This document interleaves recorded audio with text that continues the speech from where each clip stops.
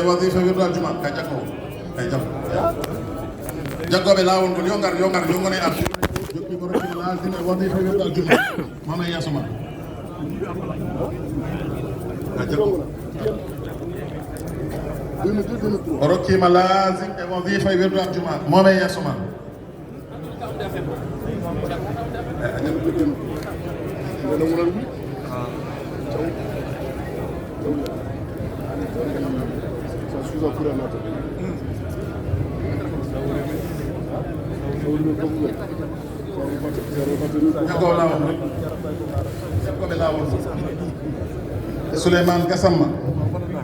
Souleymane Gassama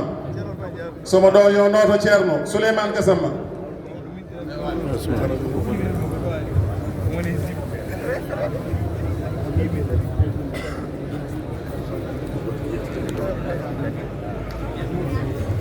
ceerno wiyeɓe calmina dental ngal ceerno nena ndigi nuyo mbolo mi